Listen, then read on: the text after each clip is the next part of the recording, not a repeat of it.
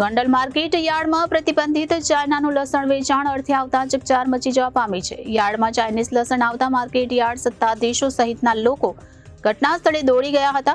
વેપારીના જણાવ્યા મુજબ ચાઇનાનું લસણ ખેડૂતોને નુકસાન કરતા હોવાથી સરકારે પ્રતિબંધ લગાવ્યો છે। તો ભારતમાં પ્રતિબંધિત ચાઇનાના લસણની દાણચોરી થતી હોવાના આક્ષેપ વચ્ચે વેપારીએ તપાસની માંગ કરી છે। યાર્ડ સત્તાધીશો દ્વારા વેચાણ અર્થે આવેલ ચાઇનાના લસણ અંગેનું પગેરું મેળવવા કવાયત હાથ ધરવામાં આવી છે।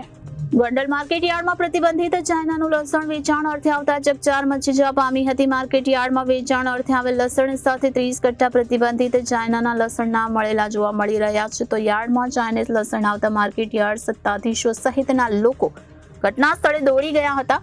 વેપારીના જણાવ્યા મુજબ ચાઇનાનું લસણ ખેડૂતોને નુકસાન કરતા હોવાથી સરકારે પ્રતિબંધ લગાવ્યો છે। તો ભારતમાં ચાઇનીઝ લસણ પ્રતિબંધિત હોવા છતાં યાર્ડમાં લસણ વેચાણ અર્થે આવતા વેપારીઓએ તપાસની માંગ કરી છે।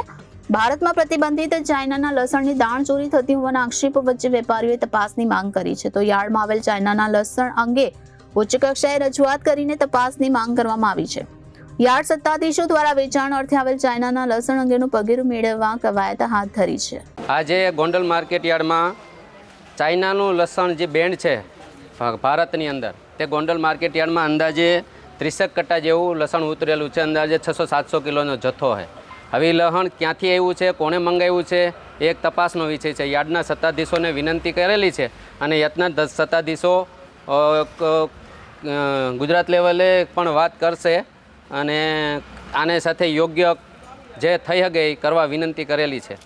તો હવે આનું જે ઘટે એ કરવું જરૂરી છે। આ લસણ ચાઇના આવવાથી ખેડૂતોને ઘણું નુકસાન છે અને 2006 અંદાજે 2006થી ભારતની અંદર આ લસણ બેન્ડ છે। મતલબ આ અત્યારે એક શું કરો દાણ ચોરીનો માલ આવ્યો ને એ રીતનો માલ અમને જાણવા મળ્યું છે કે આ એક દાણ ચોરીનો માલ છે। તો એનું યોગ્ય પગલાં લેવા સત્તાધીશોને અમે વિનંતી કરેલી છે અને સત્તાધીશો સહકાર પૂરેપૂરો આપી રહ્યા છે। ગોંડલ માર્કેટિંગ યાર્ડમાં ચાઇનાનું લસણ આવ્યું છે એવા અમારા વેપારીઓનું માનવું છે અને અમારા વેપારીઓનો લસણનો અનુભવ છે હીરા કરતાંય વધારે લસણને પારખે છે અને બધાએ અમને બોલાવ્યા કે ચાઇનાનું લસણ આવ્યું છે। જોકે કાયદેસર આ માલ દાણચોરીનો ગણાય, કારણ કે ચાઇનાનું લસણ ભારતની અંદર બેન્ડ છે અને અમારા વેપારીઓને એવું રજૂઆત છે કે આ દેશ લેવલે યોગ્ય નિર્ણય લેવો જોઈએ। એટલે અમે આ વાત જોઈ સાંભળી અને અમને એવું દેખાય છે કે આની ઉપર કડક કાર્યવાહી થવી જોઈએ। અમે આજે રાજ્ય સરકારમાં માનનીય મુખ્યમંત્રી શ્રી ગૃહમંત્રી સુધી અમે રજૂઆત કરશું અને ભારત દેશની અંદર જ્યાંથી આ લસણ ઘૂસતું હોય એને બંધ કરવું પડે, કારણ કે આ માર્કેટિંગ યાર્ડ ખેડૂતોના માર્કેટિંગ યાર્ડ છે અને ખેડૂતોના નુકસાનીની ભોગે કોઈ પણ આવી પ્રવૃત્તિ ચલાવી લેવામાં ન આવે એના માટે અમે રાજ્ય સરકારને અને કેન્દ્ર સરકારને કડકમાં કડક રજૂઆત કરશું અને અમારી વેપારીઓની લાગણી અને માગણી યોગ્ય છે, કારણ કે વેપારીઓની લાગણી અને માગણી એ પોતાના માટે નથી, આ રાજ્યના ખેડૂતો માટેની માગણી છે।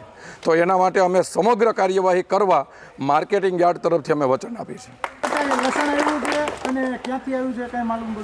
અત્યારે અમારે ત્યાંથી વાયા ઉપલેટાથી લસણ આવ્યું છે, 30 કટ્ટા જેવું લસણ આવ્યું છે અને અમારા વેપારીઓની જાણ હોય એ એક્ઝેક્ટ બરાબર હોય એટલે આના ઉપર વ્યવસ્થિત તપાસ કરવામાં આવશે અને તપાસ કરવાતા જે કોઈ ગુનેગાર ઠેરવે એની ઉપર યોગ્ય કાર્યવાહી કરવા અમે રાજ્ય સરકાર અને કેન્દ્ર સરકારને રજૂઆત કરશું। Bureau report Janadesh news, Rajkot.